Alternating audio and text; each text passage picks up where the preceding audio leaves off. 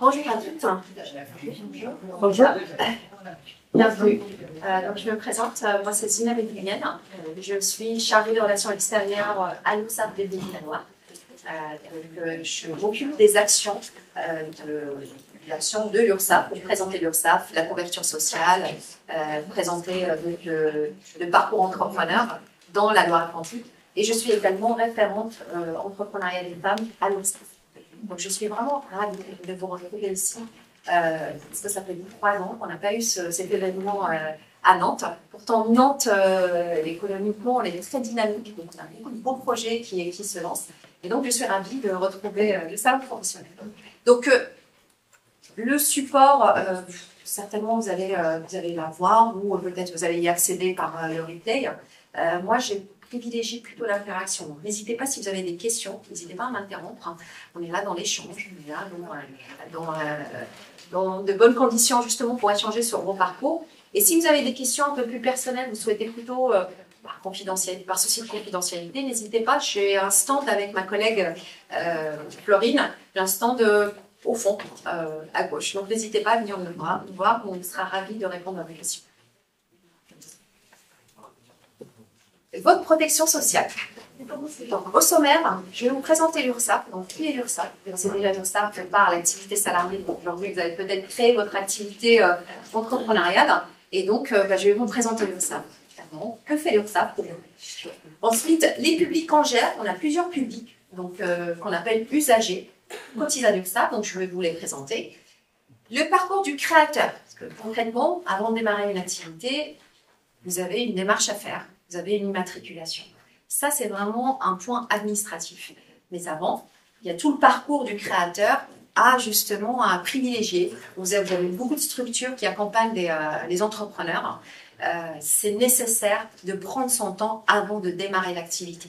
Parce que clairement, avec madame tout à l'heure, on parlait des statuts juridiques. Vous pourrez très bien choisir un statut qui n'est pas conforme à votre besoin. Là, vous cotisez pour votre couverture sociale, pour vous et vos ayants droit. Donc, le choix est primordial. Le choix du statut juridique est primordial. Donc, vous prenez le temps vraiment d'être bien accompagné avant de vous lancer dans votre activité. Donc, je vais parler du parcours du créateur. Les cotisations et contributions sociales. Alors, je ne rentre pas dans le détail parce que c'est très technique. Ce n'est pas l'objectif aujourd'hui de ma présentation. Par contre, je vais vous expliquer qu'il y a des cotisations à verser à l'URSSAF, que c'est votre organisme social, et puis surtout que ces cotisations génèrent des droits derrière, pour vous et vos ayants droit. Je vais terminer avec les droits et prestations. Donc, vous cotisez, je viens de dire, pour justement générer des prestations derrière. Donc, vous cotisez pour un forfait social qui vous garantit vraiment des prestations en retour. Et je terminerai avec les services et contacts de l'URSSAF. Donc, qui est l'URSSAF? L'URSSAF est un organisme qui exerce une mission publique. Donc, on exerce un service public. Et donc, on a des missions qui sont confiées par l'État, des missions qu'on doit assurer au quotidien. Donc, les 3 missions principales, assurer le financement de la protection sociale au quotidien, puisque l'URSSAF cotise vos cotisations et reverse ces cotisations vers les caisses prestataires pour que vous puissiez bénéficier des prestations en retour. Deuxième mission, garantir les droits sociaux entre tous les acteurs économiques. Donc, tout simplement, c'est le rôle des inspecteurs et contrôleurs. Les inspecteurs et contrôleurs veillent à ce que tout le monde joue le jeu, à ce que tout le monde cotise en fonction de son chiffre d'affaires. Donc, c'est un exercice qui est assez sensible parce que, bon, on n'aime pas être contrôlé, clairement. Mais par contre, la finalité derrière, c'est justement pour permettre d'assurer vos droits derrière. Dernière mission, donc là c'est ma mission, accompagner les employeurs au bénéfice, les entrepreneurs au bénéfice du développement économique et social. Donc parmi mes missions, j'accompagne aussi les créateurs, les employeurs pour expliquer la sécurité sociale, pour expliquer qui est l'URSSAF et justement pour sensibiliser sur les erreurs à éviter, pour aussi démystifier le rôle de l'URSSAF, désacraliser aussi notre organisme parce que bon, on a l'organisme social URSSAF, on a les services fiscaux, mais on est là aussi pour justement expliquer les choses intelligemment et puis expliquer les choses pour éviter de faire des erreurs sur vos structures. Et plus concrètement, on a des chiffres que vous pourrez retrouver sur le site Parlons Cash. À quoi servent mes cotisations? Parlons Cash, parlons argent et parlons aussi en toute transparence. Donc c'est un site que l'URSSAF a mis en place pour expliquer donc, le fonctionnement des prestations de collecte et redistribution. Donc par exemple, 630 € de cotisation sociale va permettre de valider 36 consultations chez le médecin. Vous, que quand vous versez, vous ou les usagers, quand ils versent 630 € de cotisation, bah, justement derrière, on assure 36 consultations chez le médecin. 61 000 € de cotisation sociale est l'équivalent de 25 accouchements, sachant qu'aujourd'hui, un coût d'accouchement est aux alentours de, je dirais, 9 000 €, sauf si le coût a changé. Donc clairement, pour être moi-même maman, je n'ai pas déboursé cette somme-là à la maternité. Donc c'est grâce aux cotisations, ce poste est assuré au quotidien. De la collecte à la redistribution, donc l'URSSAF collecte les cotisations et reverse aussitôt aux caisses prestataires. Donc il y en a plusieurs en France, donc il y a à peu près 900 caisses prestataires qui gèrent au quotidien donc, vos prestations. Et l'URSSAF se doit de verser les cotisations tous les jours pour assurer ces postes-là.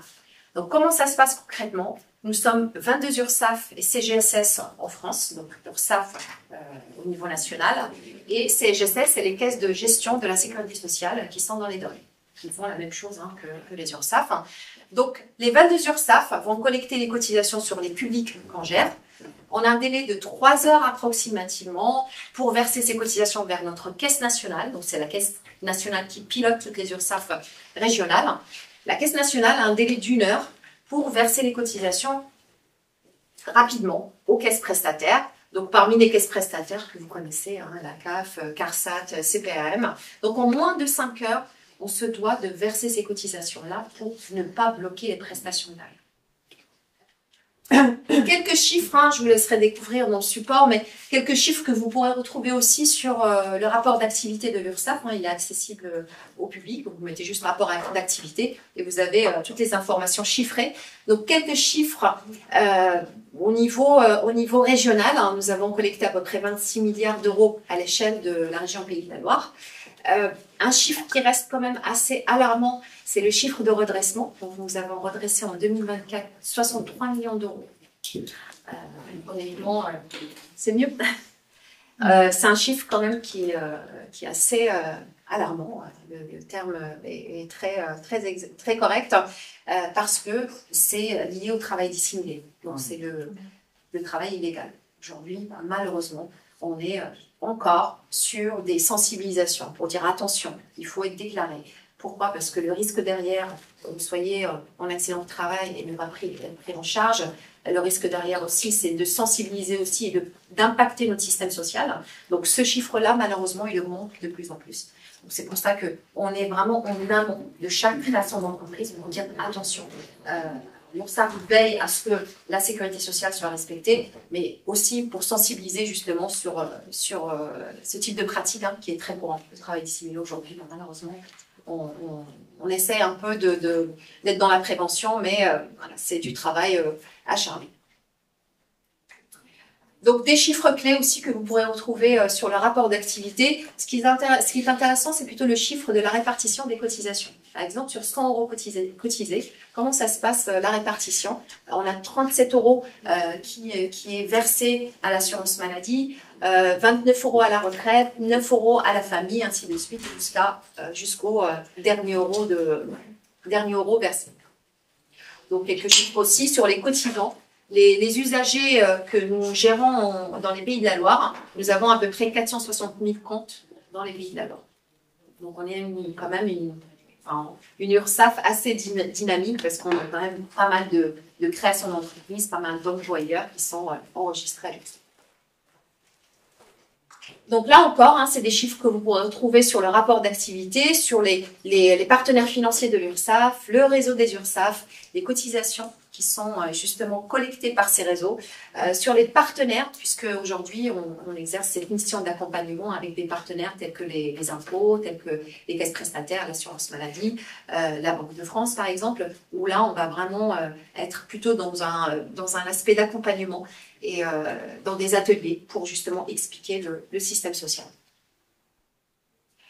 Alors les publics qu'on gère, on a différents publics. On a d'abord le travailleur indépendant. vous serez amené peut-être demain à être justement entrepreneur. Donc, vous êtes considéré comme un travailleur indépendant, travailleur non salarié. Et donc, un travailleur non salarié, ben, il est auto-entrepreneur. Justement, ça c'est très important. À partir du moment où vous devenez auto-entrepreneur, vous n'êtes plus salarié. Donc, vous êtes travailleur indépendant, vous êtes travailleuse indépendante. Donc, on a les artisans, commerçants, professions libérales non réglementées et profession libérale réglementée. La différence entre les deux, c'est qu'un profession libérale réglementée, il est soumis à un ordre professionnel. Un profession libérale non réglementée, il n'est pas soumis à un ordre. Je prends souvent l'exemple d'un architecte et un architecte d'intérieur. Le premier est soumis à un ordre, le deuxième non. Et donc les deux, ce sont des professions libérales non réglementées et réglementées. La différence aussi, c'est sur la caisse de retraite. Une profession libérale réglementée, il dépendra d'une caisse de retraite, la CIPAV par exemple, la caisse interprofessionnelle des professions libérales. Et le non réglementé dépend de la CARSAT comme un salarié. On a également les praticiens ou auxiliaires médicaux. On appelle les PAM, donc les médecins, infirmiers, tout le corps médical. Et donc, ils sont considérés comme des travailleurs indépendants. Parce qu'ils sont à leur compte. Il y a des liens indépendant.ursaf.fr, donc ça vous renvoie vers le site internet de ursaf.fr avec l'explication sur l'indépendant. Qu'est-ce qu'un travailleur indépendant?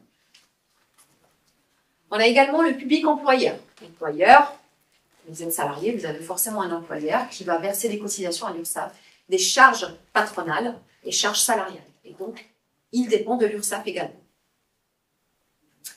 On a le salarié. Si aujourd'hui vous êtes salarié, ben vous versez des cotisations à l'URSSAF aussi, et donc vous dépendez du public que nous gérons. Les particuliers employeurs. Donc, les particuliers employeurs, si vous employez par exemple une aide à domicile, vous avez le CESU, vous connaissez plus le CESU. Donc le CESU dépend aussi de l'URSSAF. Vous avez également PAGE. PAGE, c'est un particulier employeur. Donc quand vous embauchez des salariés pour votre enfant, une assistante maternelle par exemple, ben, vous dépendez du PAGE aussi. Et donc il y a des dispositifs qu'on a mis en place à l'URSSAF pour justement faciliter et simplifier les démarches pour un particulier employeur. On a les marins. Donc on met à disposition des services en ligne pour les marins. Les situations, pourquoi utiliser l'URSSAF? Donc, on a des offres de services qui sont propres à ce public-là. Les artistes-auteurs, ils sont gérés par l'URSSAF, c'est assez particulier. Ils sont gérés par une seule URSSAF. J'ai rencontré madame, effectivement, hier, on en a parlé. C'est l'URSSAF du Limousin qui gère les artistes-auteurs. Donc, à titre d'information, si vous avez l'intention justement de créer votre activité, ben, sachez que c'est pas l'URSSAF Pays de la Loire qui gère les cotisations des artistes-auteurs, c'est bien l'URSSAF Limousin. Vous avez toutes les informations sur le site ursaf.fr. Quand vous mettez artiste-auteur, on vous renvoie automatiquement vers le site adapté. Et donc, le parcours du créateur. Vous y êtes aujourd'hui parce que vous avez l'intention. Oui. Je suis désolée, je compte une question. Tout ce qui va être associatif, à but non lucratif, ou d'ailleurs pas, oui, mais en termes de cotisation, c'est pas du tout géré par l'URSSAF. Alors, si, les associations dépendent de l'URSSAF, ouais. Et c'est des employeurs. En fait, les associations sont, c'est des employeurs, ils emploient des salariés, donc c'est pour ça qu'on les met plus. Alors, il y a des offres de services qui sont, excusez-moi, en arrière, il y a des offres de services qui sont adaptées à chaque public, et donc les associations, ils peuvent faire partie aussi des employeurs. Okay. Après, on a des dispositifs qui ont été mis en place, comme c'est une offre de service pour les associations que vous pourrez retrouver. Vous mettez juste association sur le site URSSAF, et là, vous avez tous les dispositifs qui sont mis en place pour ce type de public. Mais ils font partie parce qu'ils emploient aussi des salariés, oui, ils font partie des employeurs. Contrat aidé, etc. Tout à fait. Merci. Je vous en prie. Je vais juste me permettre, vu qu'il y a l'interruption. Aujourd'hui, je construis mon projet professionnel et peut-être j'aurai à un moment une activité salariée, peut-être en même temps création d'entreprise classique dans le conseil et peut-être en même temps un côté un peu théâtral, peut-être plus dans artiste-auteur. C'est le bazar.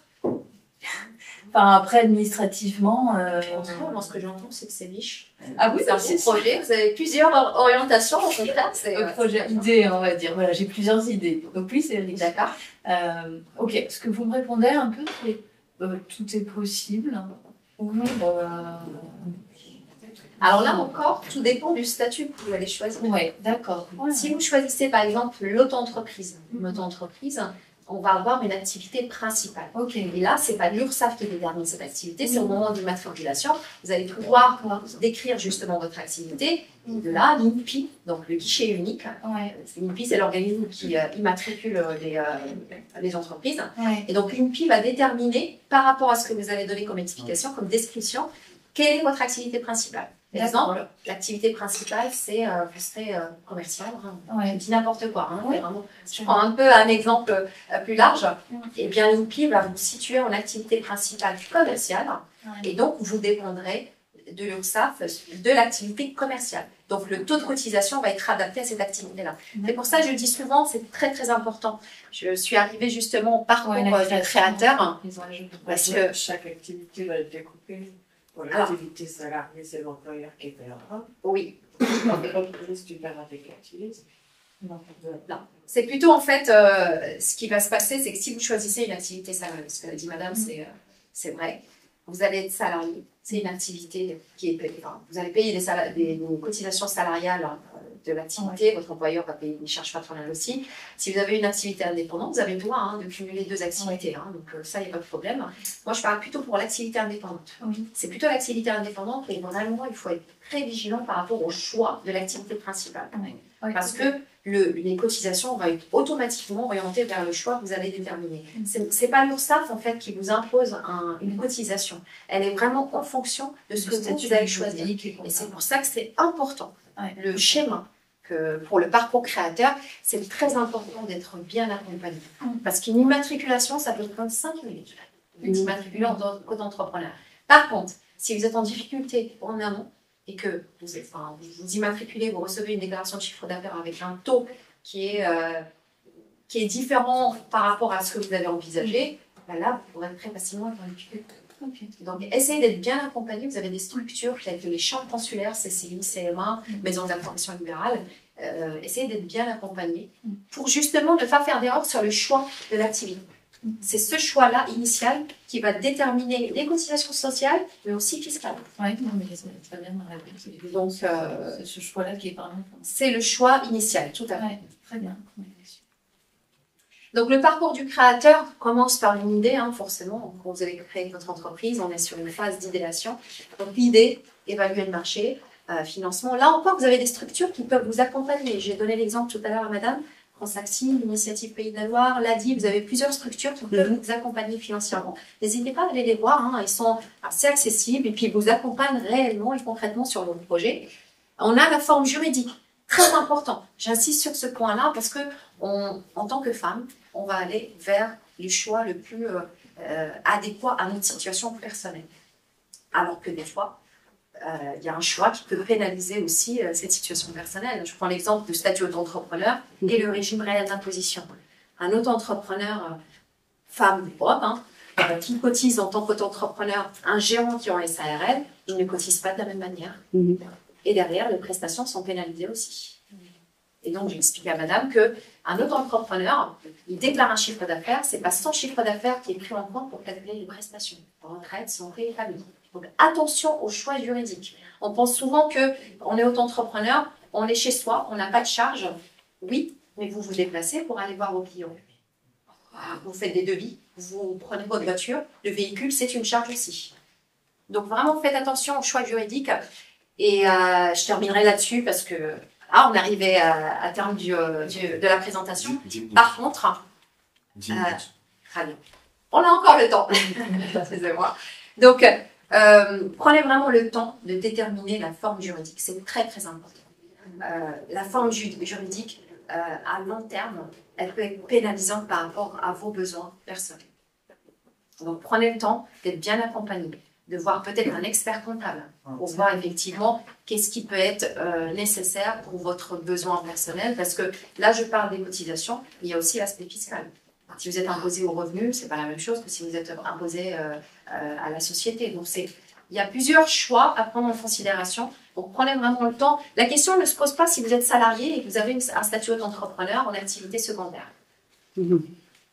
Ça, c'est un choix pertinent puisque vous souhaitez quand même continuer sur une passion. Et puis, le choix de notre entreprise, ça vous permet justement d'exercer cette passion-là et puis de générer un chiffre d'affaires. Mais à côté, vous assurez votre protection sociale quand vous êtes salarié. Donc là, on est sur une polyactivité et donc ça, c'est très intéressant. Par contre, si vous choisissez le statut d'auto-entrepreneur comme activité principale, c'est pas forcément le meilleur choix. Ou alors, qu'on vous incite à le faire, parce que ce qui est souvent, c'est qu'on a des structures aujourd'hui qui n'embauchent plus des salariés, ils embauchent des auto-entrepreneurs. Déjà, le terme embaucher auto-entrepreneur, c'est incompatible. Un auto-entrepreneur, je l'ai dit au départ, vous êtes indépendante. Vous n'êtes pas salarié. On ne peut pas vous dire, attention, voilà, j'ai un contrat avec vous, vous avez le droit d'exercer, mais sur cette zone-là, non. Un auto-entrepreneur ne peut pas avoir un seul client, pas de lien de subordination. Il doit avoir plusieurs clients. Donc c'est vraiment très très important. Et justement, ce parcours du créateur, il est essentiel. Pour tout statut juridique, hein, pas forcément que l'auto-entreprise. Oui. Dans quel secteur d'activité ça, par exemple, où les boîtes ils embauchent que les auto-entrepreneurs? Il y en a beaucoup. Je ne vais pas citer. Il y en a énormément. Sans rentrer vraiment dans le détail, parce que bon, ça reste quand même, c'est des dossiers de l'URSSAF, mais il y en a énormément. Il y a plusieurs structures aujourd'hui. Et puis, on a beaucoup de retours. Moi, dans les ateliers, j'ai beaucoup de retours de personnes qui... j'ai même vu un contrat avec une structure, un contrat pour un auto-entrepreneur. Donc, le risque est très, très conséquent parce que c'est complètement frauduleux. Là, on parle de fraude. On parle de travail dissimulé. Donc, le choix du statut d'auto-entrepreneur, c'est parce que je choisis de travailler avec plusieurs clients, pas avec un seul client, avec les mêmes principes qu'un salarié, les mêmes exigences qu'un salarié. Et en plus, je suis porteur d'affaires, hein, donc ça veut dire que je paye une prestation à ce pseudo-employeur et je paye aussi des cotisations sur ce que je perçois, sans pouvoir déduire ce que je paye pour cette structure. Donc faites très très attention, c'est très courant en ce moment, parce que j'ai beaucoup de retours dans les ateliers, honnêtement, à chaque fois j'ai au moins 3 ou 4 personnes qui sont dans cette situation-là et on les sensibilise, on sensibilise dans ce type d'atelier, on vous dit attention, parce que malheureusement c'est très courant. Alors sur les cotisations, donc on est sur un forfait social, je dirais presque comme les salariés. Pourquoi presque? Parce qu'il n'y a pas de chômage, il n'y a pas d'accident de travail. Donc quand vous êtes indépendante, vous cotisez pour tout, sauf le chômage, l'accident de travail et la retraite complémentaire. Donc vous n'avez pas la retraite complémentaire d'un salarié cadre, la GIRCA. Vous avez une retraite complémentaire d'un salarié non cadre. Sinon, vous êtes protégé pour la santé, vous allez chez le médecin, vous continuez à être pris en charge de la même manière qu'un salarié. Pensez à prendre une mutuelle, parce que là, vous devenez indépendante. Donc, il va falloir vous protéger aussi sur la partie complémentaire. Donc, pensez à prendre une mutuelle. Et l'accident de travail aussi. L'accident de travail, c'est très, très important. Si vous arrive quoi que ce soit dans votre lieu de travail, même si vous exercez chez nous, vous devez vous tomber, vous fracturez la cheville, vous êtes en train de travailler. Donc, ça, c'est considéré comme un accident de travail. Là, il s'agit des autres auto-entrepreneurs, c'est ça? Là, c'est tout le monde. C'est tout le travailleur indépendant. Tout à l'heure, je parlais juste pour la partie prestation, pour un auto-entrepreneur. Et on ne cotise pas pour le chômage? Non. Quand vous êtes travailleur indépendant, vous ne cotisez pas pour le chômage.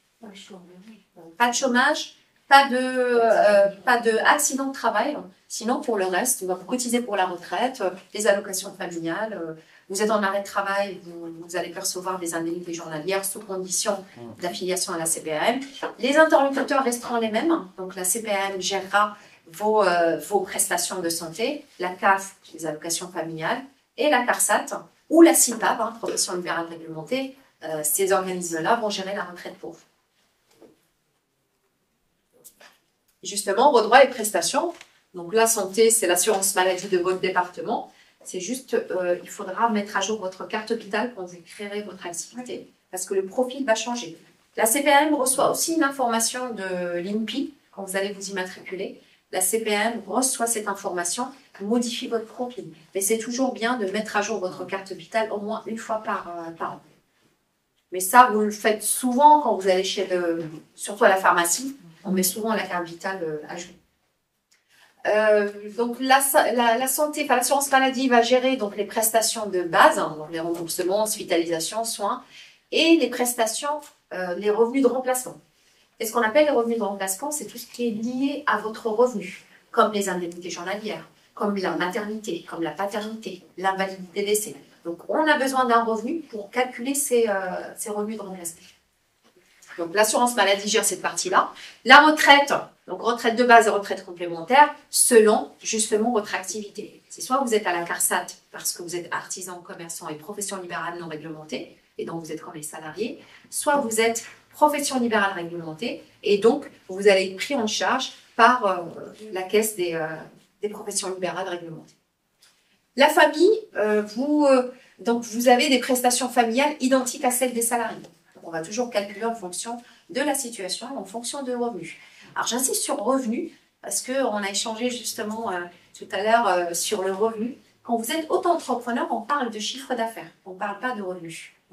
Donc attention, le fait que je déclare 10 000 euros par exemple de chiffre d'affaires, ce n'est pas 10 000 euros que l'assurance maladie va prendre en compte pour calculer les indemnités journalières. Elle va appliquer un abattement fiscal selon votre secteur d'activité et c'est le résultat que les caisses prestataires prendront en compte pour calculer la retraite, la maladie et la famille. Bon, pensez-y. Si vous pensez protection sociale, à long terme, eh bien, il faudra réfléchir peut-être à évoluer vers un statut qui est plus avantageux en termes de prestations. Surtout pour les femmes, je dirais la maternité. On a quand même la maternité, les IJ maternité qui peuvent être versées. On a l'allocation de repos maternel pour les indépendants aussi. Donc ça, c'est très important. Le choix juridique impacte aussi ces prestations. Excusez-moi.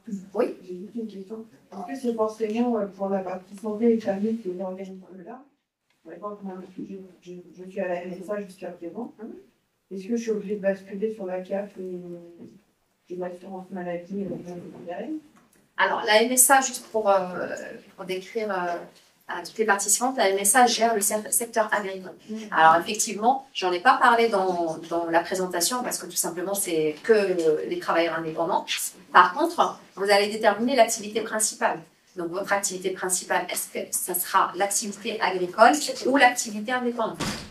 Et donc, en fonction de ce choix-là, et à quel moment je détermine mon activité principale? Parce que j'ai déjà créé mon entreprise individuelle, oui, avec une activité principale qui est l'agriculture. Mais pour l'instant, j'ai 0 chiffre d'affaires. Donc quand est-ce que ça bascule en fait? donc vous avez une double activité, vous êtes à la MSA, à la fois à la MSA et à l'URSSAF. Ben, je ne suis pas salariée, en fait, j'ai des demandeurs d'emploi, mais du coup, je suis toujours restée à la MSA. D'accord. Mais là, votre activité principale, elle sera l'activité indépendante? Ben, si mon entreprise marche, oui, mais ça, je le ferai dans oui. moins un an. Enfin, normalement, quand vous allez faire l'immatriculation, je ne sais pas si vous l'avez déjà fait, c'est l'INPI qui va orienter vers votre dossier vers soit la MSA ou la CPAM. Donc, si vous avez des informations de la CPAM, enfin un courrier de la CPAM, c'est-à-dire que vous êtes à la CPAM. Et normalement, je dirais c'est plus approprié de vous orienter vers la caisse qui gère l'activité que vous exercez plutôt que la MSA où là vous êtes demandeur d'emploi. Est-ce que vous avez d'autres questions? N'hésitez pas, venez nous voir au stand, on pourra répondre à des questions un peu plus personnelles. Merci beaucoup pour votre écoute. J'espère que ça a été bénéfique pour vous et puis bonne continuation. Et à bientôt.